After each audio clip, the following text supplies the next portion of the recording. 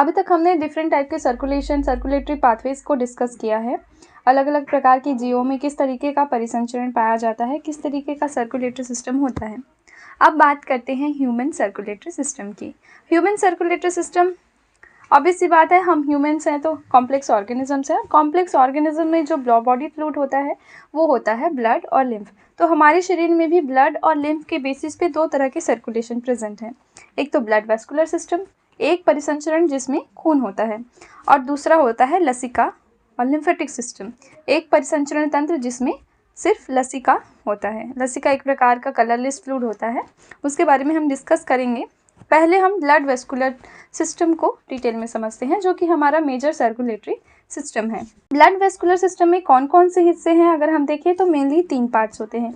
एक तो हार्ट होता है, 3 ऑर्गन्स इंक्लूडेड होते हैं, हार्ट, ब्लड और ब्लड वेसल्स।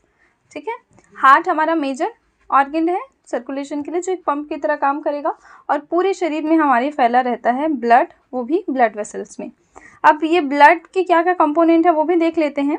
ब्लड में मेनली 2 कंपोनेंट होते हैं, प्लाज्मा और फॉर्म्ड एलिमेंट्स। फॉर्म्ड एलिमेंट्स में RBC, WBC, red blood cells, white blood cells मतलब लाल रक्त कणिकाएं, सफ़ेद रक्त कणिकाएं और प्लेटलेट्स आ जाती हैं, जिनकी वजह से खून जमता है। डब्ल्यूबीसी की बात करें, वाइट ब्लड सेल्स की बात करें, श्वेत रक्त कणिकाएं, तो ये 2 प्रकार की होती है, ग्रेन्युलोसाइट एंड एग्रेन्युलोसाइट। ग्रेन्युलोसाइट्स में भी 3 कैटेगरीज हैं।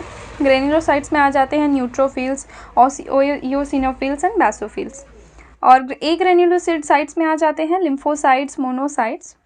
लिम्फोसाइट्स भी 2 तरह के होते हैं, बी लिम्फोसाइट, टी लिम्फोसाइट। देखिए, ये सारे जो कंपोनेंट हैं ब्लड को हम अभी बहुत डिटेल में समझने वाले हैं।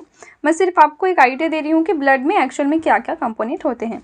इन सारे कंपोनेंट्स के फंक्शन और इनका स्ट्रक्चर, ये सब हम डिटेल में आगे समझेंगे। अब बात करते हैं ब्लड वेसल्स की, जो तीसरा पार्ट है ब्लड वेस्कुलर सिस्टम का, जो तीसरा कंपोनेंट है that is blood vessels. Blood vessels में 3 कैटेगरीज हैं, आर्टरीज हैं, वेन्स हैं, कैपिलरीज हैं। कौन क्या फंक्शन करती है वो हम डिस्कस करेंगे। धमनी, शिरा और कैपिलरीज, छोटी छोटी जो रक्तवाहिनियाँ होती हैं उन्हें हम कैपिलरीज कहते हैं। तो ब्लड वेसल्स 3 तरह की हैं, आर्टरीज, वेन्स और कैपिलरीज, ध्यान में रखेगा। लिम्फेटिक सिस्टम की बात करें तो लिम्फेटिक सिस्टम में आ जाएगा lymph, lymph vessels and lymph nodes. Lymph, लसिका, लिम्फ वेसल्स में जिसमें लसिका लिम्फ बहता है, और लिम्फ नोड्स। ये क्या है, कैसे काम करता है, ये सब हम लिम्फेटिक सिस्टम में पढ़ेंगे।